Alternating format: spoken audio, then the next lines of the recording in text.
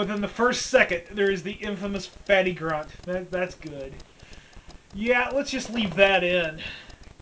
I don't have the editing skill to take out my fatty grunt, so I'll just, I'll accept the social embarrassment that comes from that.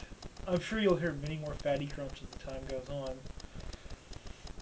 It's never a good idea to start doing things like this when you're really sick.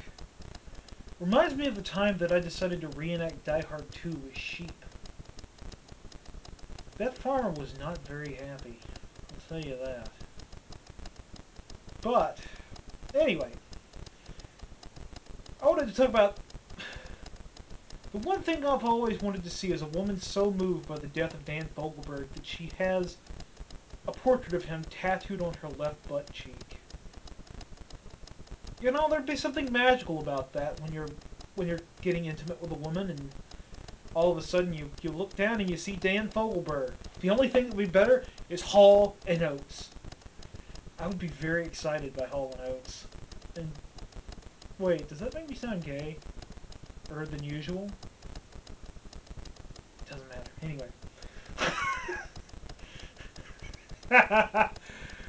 Oh, it feels weird to perform when you're performing to no one.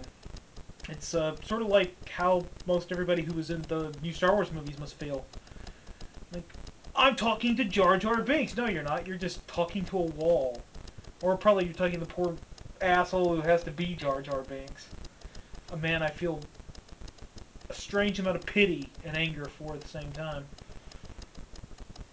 But, anyway, back to Hall & Oates. At one point, I purchased this Hall & Oates videotape. It's 90 minutes of live Hall & Oates. Which you're like, how can you possibly give this up? Well, I was going to give it to a friend of mine.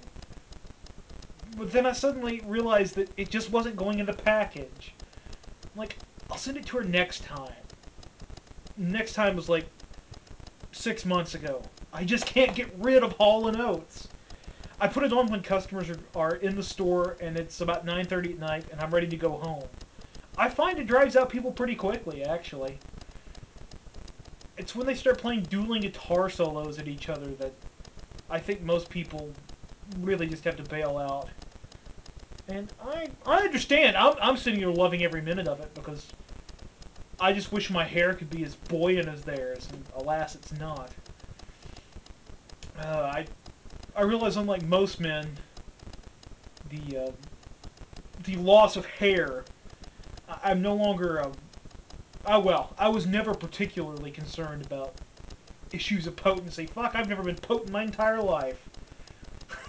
I'm the world's worst Mac, and I've earned that right by years of trial and, well, complete error, basically. There really wasn't a lot of trial involved. I just kind of pursued a woman until she did the cinematic, the classic, no!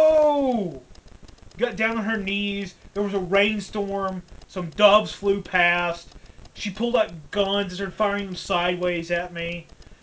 At that point, I realized, well, that probably isn't going to work out.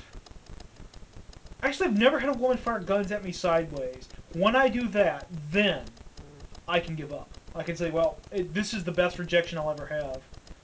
The best rejection I've ever had so far was probably about 10 years ago.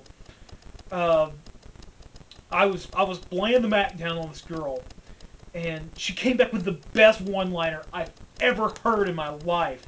I was devastated, but also kind of awed at the same time. She dropped this one on me. You cannot fail if success was never possible. Like, that's heavy. That is philosophy.